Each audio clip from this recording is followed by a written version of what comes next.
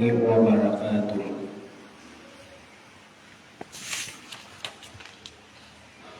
الحمد لله نحمده ونستعينه ونستغفره ونؤمن به ونتوكل عليه ونعوذ بالله من شرور أنفسنا ومن سيئات أعمالنا. من يهده الله فلا مضل له ومن يضلله فلا هادي له. ونشهد أن لا إله إلا الله وحده لا شريك له. ونشهد أن سيدنا وحبيبنا عبده ورسوله الذي أرسله بالحق بشيرا ونذيرا وداعيا إلى الله بإذنه وسراجا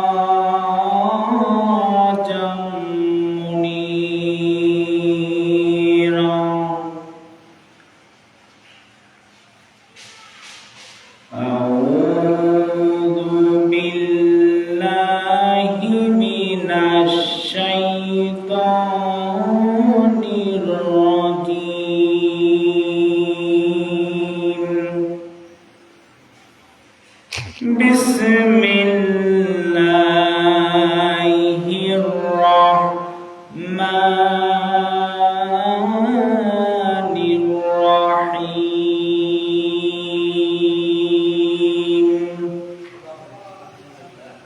إلا الذين آمنوا وعملوا الصالحات وذكروا الله كثيرا وانتصروا من بعد ما ظلموا وسيعلم الذين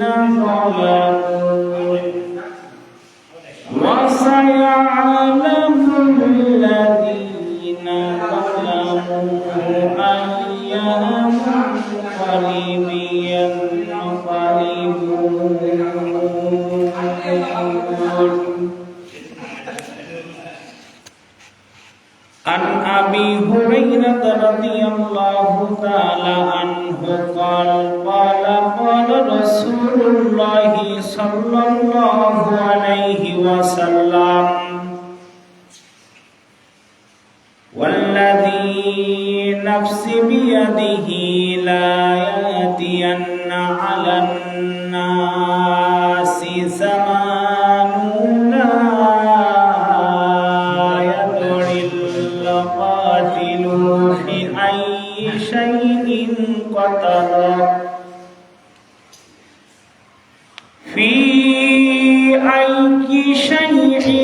قتل ولا يدري المقتول على أي شيء قتل.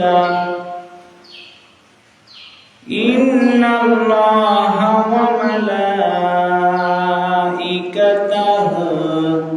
يصلون على النبي يا أيها الذين آمنوا صلوا عليه وسلموا تسليما. اللهم صل على سيدنا مولانا محمد وعلى آل سيدنا حبيبنا محمد মুহাম্মাদ মুহাব্বতে সকলে পড়ি আল্লাহুম্মা সাল্লি আলা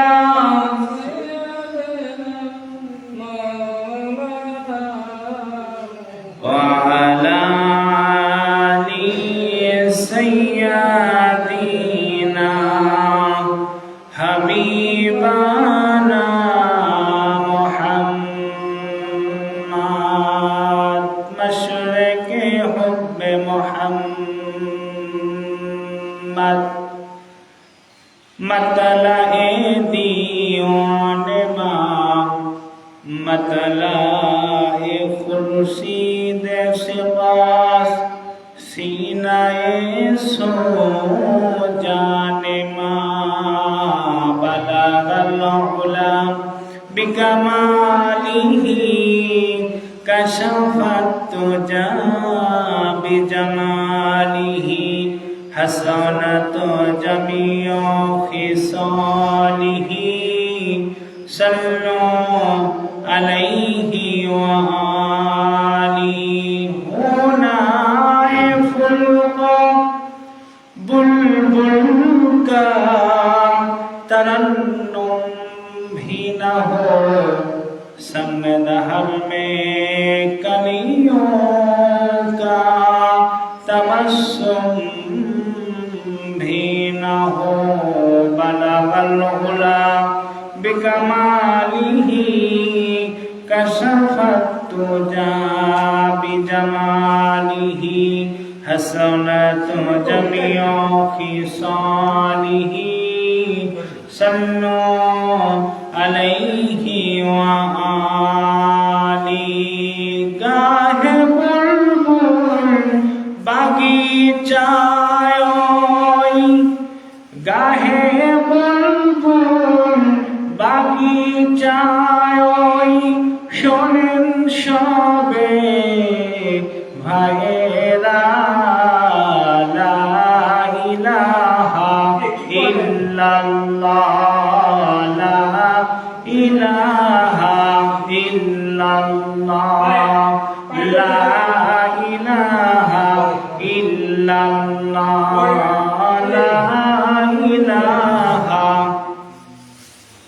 जन्नतेर हुड़ी नूड़ी जन्नतेर हुड़ी नूड़ी ओई ना मेरी दीवाना ला इलाहा इल्लल्लाह ला इलाहा हसबी रब्बी जल्लल्लाह माफी कल्बी गैरुल्लाह नूर मुहम्मद सल्लल्लाह ला इलाहा इल्लल्लाह ला इलाहा इल्लल्लाह ला इलाहा इल्लल्लाह ला इलाहा ला इलाहा इल्लल्लाह मुहम्मदुर রাসূলুল্লাহ সাল্লাল্লাহু আলাইহি ওয়াসাল্লাম। সম্মানিত মুআজ্জাজ মুসল্লিগণ, মহান আল্লাহ পাকের দয়ে লাখ কোটি শুকরিয়া, যে মহান মালিক আপনাকে আমাকে ভালোবেসে দয়া করে মায়া করে পবিত্র জুমার দিনে আল্লাহর ঘর মসজিদে আগে আগে আসবার বসবার কিছু কথা বলবার সুযোগ করে দিলেন।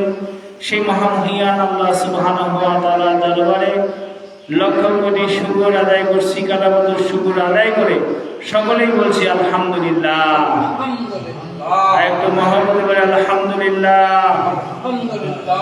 শত কোটি দরুদ সালাম নাজিল হোক মানবতার মহান মুক্তির দিশারি সাইয়্যিদুল মুরসালিন খাতামান নাবিয়্যিন আশরাফুল আম্বিয়া বিশ্বনবী মুহাম্মদুর রাসূলুল্লাহ নবী সকলেই বলছি সাল্লাল্লাহু আলাইহি ওয়াসাল্লাম।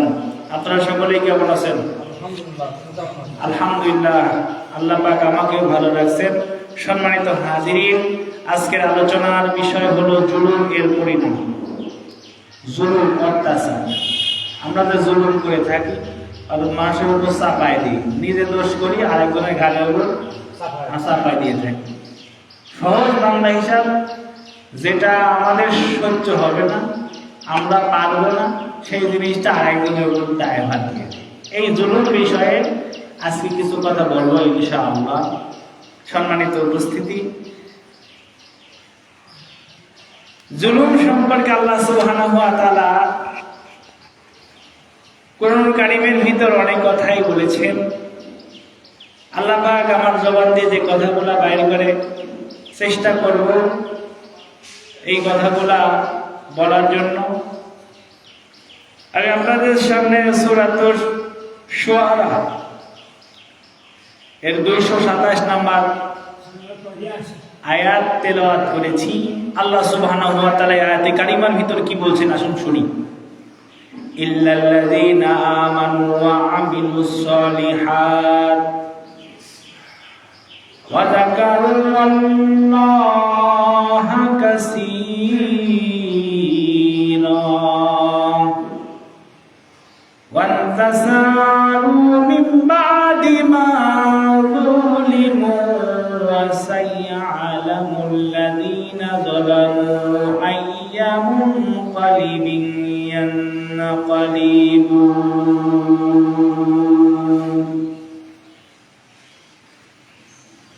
আল্লাহ তাআলা বলেন ইল্লাল্লাযীনা আমানু ওয়া আমিলুস সালিহাত, যারা ঈমান এনেছে, সৎ কর্ম করেছে, আল্লাহ পাক তাদের সম্বন্ধে বলেন ওয়াল্লাহু যাকারুল্লাহা কাসীরা। ঈমান আনার পরে যারা আল্লাহকে অনেক স্মরণ করেছে, আল্লাহকে বেশি বেশি মনে করেছে, বিপদ আপদ মুসিবতের সময় আল্লাহকে স্মরণ করেছে, আল্লাহ পাক তাদের সম্বন্ধে বলেন ওয়ান্তাসারু মিন বাদি মা যুলিমু, আর তারা নির্যাতিত হওয়ার পর প্রতিশোধ নেয়। যারা আল্লাহকে স্মরণ করেছে, তারা আল্লাহকে ভালোবাসার কারণে নির্যাতিত হওয়ার পরে প্রতিশোধ নেয়। আর আল্লাহ পাক বলতেছেন যারা জুলুম করেছে ওয়া সায়া'লামুল লাযীনা যালামু আইয়া মুনকালিবিন ইয়ানকালিবুন।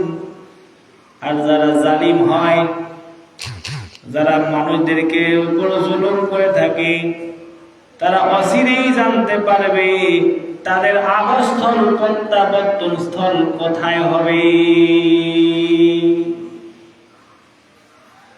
আল্লাহ তাআলা কোরআনুল কারীমের ভিতর বলেন নিশ্চয়ই জালিমরা কখনো সফল হতে পারবে না, তারা কখনো কোনোদিন কোনোভাবেই সফল হবে না, মানুষের মাঝে তারা জিততে পারবে না। যারা মানুষের মাঝে জুলুম করে থাকে, আর এক আয়াতের ভিতর বর্ণিত হয়েছে জুলুমের পরিণাম হবে কিয়ামতের দিন অন্ধকার আর অন্ধকার। হাদিসে বর্ণিত হয়েছে বিশ্ব নবী আল্লাহ রাসূল সাল্লাল্লাহু আলাইহি ওয়াসাল্লাম বলেন মজলুমের দোয়া থেকে তোমরা বাঁচো, কারণ তার দোয়া ও আল্লাহর মাঝে কোনো প্রকার পর্দা থাকে না। যারা মানুষের প্রতি জুলুম করে, অত্যাচার করে, মানুষের উপর দোষত্রুটি চাপিয়ে দেয়, যারা মানুষকে অন্যায়ভাবে প্রতিহত করে, এই মানুষগুলার বদ দোয়া থেকে তোমরা বাঁচো। এই দোয়া আর আল্লাহ পাকের ভিতর কোনো পর্দা থাকে না। আল্লাহ রাসূল সাল্লাল্লাহু আলাইহি ওয়াসাল্লাম হাদিস শরীফের ভিতর বলেন আন আবি হুরায়রা রাদিয়াল্লাহু তাআলা আনহু قال قال النبي صلى الله عليه وسلم والذي نفسي بيده لا يأتين على الناس زمان لا يدري القاتل ফি আই শাইইন কাতালা ওয়ালা ইয়াদুরিল মাকতুলু আলা আই শাইইন কুতিলা। হযরত আবু হুরায়রা রাদিয়াল্লাহু তাআলা বলেছেন, বিশ্ব নবী সাল্লাল্লাহু আলাইহি সাল্লাম বলেন, ওই সত্তার কসম যার হাতে আমার প্রাণ, মানুষের নিকট এমন এক সময় আসবে জুলুমের মাত্রা এত পরিমাণ বেশি হবে যখন হত্যাকারী জানবে না যে সে কি অপরাধে হত্যা হলো, অর্থাৎ যাকে মারা হলো সে নিজেই জানবে না আমাকে কেন মারা হলো, কি জন্যই মারা হলো। হাদিস শরীফের ভিতর বর্ণিত হয়েছে, যে অপরাধী তাকে হত্যা করবে, হত্যাকারী নিজেও জানবে না, নিজেও বোঝার ক্ষমতা তার দিলের ভিতরে থাকবে না কেন তাকে হত্যা করলাম। এমন একটা সময় বন্ধুরে আমাদের মাঝে বিরাজমান। আল্লাহ রাসূল সাল্লাল্লাহু আলাইহি ওয়াসাল্লাম হাদিস শরীফের ভিতর বলেন, হযরত আনাস রাদিয়াল্লাহু তাআলা বলেছেন, বিশ্ব নবী সাল্লাল্লাহু আলাইহি সাল্লাম বলছেন, তোমরা তোমার ভাইকে সাহায্য করো, সে জালিম হোক অথবা মজলুম হোক। এক ব্যক্তি বিশ্ব নবী সাল্লাল্লাহু আলাইহি ওয়াসাল্লামের কাছে আরজ করলেন, হে আল্লাহর রাসূল, সকলেই বলি সাল্লাল্লাহু আলাইহি ওয়াসাল্লাম, মজলুম হলে তাকে সাহায্য করব, সে যদি অসহায় হয় তাকে সাহায্য করব। আল্লাহ রাসূল সাল্লাল্লাহু আলাইহি ওয়াসাল্লাম এর কাছে এই কথা বলতেছেন যে মজলুম হলে তাকে সাহায্য করব, তা তো বোধগম্যের ব্যাপার, তার হালচাল দেখলে বোঝা যাবে। কিন্তু জালিম হলে তাকে সাহায্য করব তা কিভাবে? তিনি বললেন, তাকে অত্যাচার থেকে বিরত রাখবে, আর এটাই হবে তার জন্য সাহায্য। আওয়াজ দিয়ে বলেন সুবহানাল্লাহ। আল্লাহ রাসূল সাল্লাল্লাহু আলাইহি সাল্লাম হাদিস শরীফের ভিতরে কথা জানাই আমাদেরকে শিক্ষা দিয়ে দিল, জুলুম কারীকে যদি জুলুম থেকে ইনসাফ করা হয় আল্লাহ পাক তাকে ভালোবাসবেন। মজলুমের বদদুয়া কখনো বিফলে যায় না। যে ব্যক্তি জুলুমের শিকার হয় ওই ব্যক্তি কিন্তু যখন আল্লাহ পাকের কাছে কন্দন করে কোন দোয়া করবে, সঙ্গে সঙ্গে তার দোয়া কিন্তু আল্লাহ পাকের কাছে কবুল হয়ে যাবে। আল্লাহু আকবার বলেন। মানুষ যতই শক্তিশালী হোক না কেন, মানুষ যতই ক্ষমতাবান হোক না কেন, পৃথিবীতে তার একটা পরিচয় রয়েছে, কিন্তু তার পৃথিবীতে পরিচয় থাকার পরেও গোটা আসমান জমিন যিনি পরিচালনা করেন, তামাম বিশ্ব পরিচালনাওয়ালা সেই আল্লাহ পাক কিন্তু সব কিছু খবর রাখেন, যে বান্দা কি অবস্থায় আছে, বান্দা কি করতেছে, বান্দার কি হালচাল অবস্থা আল্লাহ পাক খবর রাখেন। আমার বন্ধুরে একজন বৃদ্ধ মহিলা, এই জন্য বলা হয়েছে মানুষের বদদুয়া থেকে নিজেকে হেফাজত করো, মানুষের বদদুয়া থেকে নিজেকে সংরক্ষিত রাখো। কেননা মানুষের উপর জুলুম করার কারণে যখন ওই ব্যক্তি তোমার থেকে নির্যাতিত হওয়ার পর আল্লাহ পাকের কাছে কণ্ঠরত অবস্থায় দোয়া করবে, তখন কিন্তু তুমি আর নিজেকে ঠেকিয়ে রাখতে পারবে না।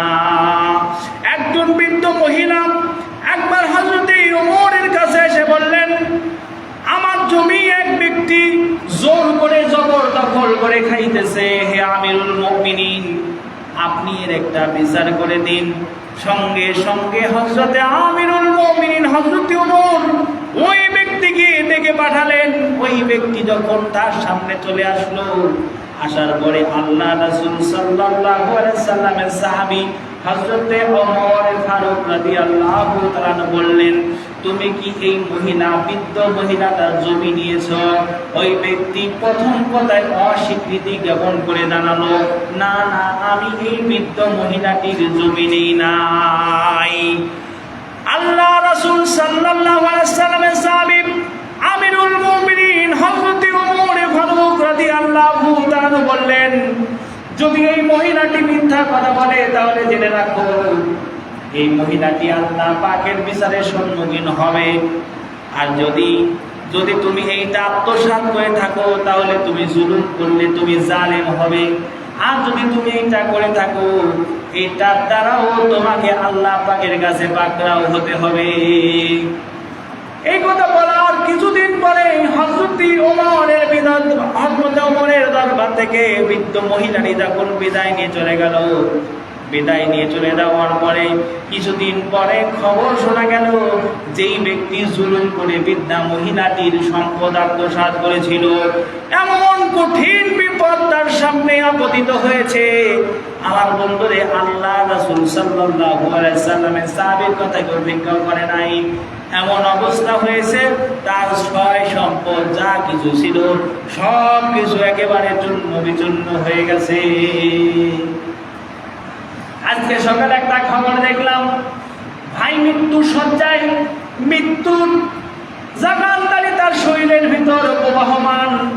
এমন অবস্থায় ভাই এর মৃত্যুর সময় আর এক ভাই দৌড়ায় যায়, আর এক ভাই দৌড়ায় গিয়ে এবার ভাইয়ের কণ্ঠনত অবস্থায় ভাইয়ের কাছে বলতেছে, ভাই তোমার সম্পদ আমি আত্মসাৎ করেছি, তুমি আমাকে আল্লাহর রাস্তে ক্ষমা করে দাও। কিন্তু বন্ধুরে, আমার ভিডিওর ভিতরে দেখা গেল ওই ব্যক্তি তাকে ক্ষমা করতেছে না, কথা বলার শক্তি নাই, হাত দিয়ে ইশারা করতেছে দূরে সরে দাও। যার সম্পদের জন্য আপনি এত পাগল, যার জন্য এত পাগল করা, একজন ব্যাংকের বড় কর্মকর্তা ম্যানেজার ছিল, তার সম্পদের কোনো অভাব ছিল না।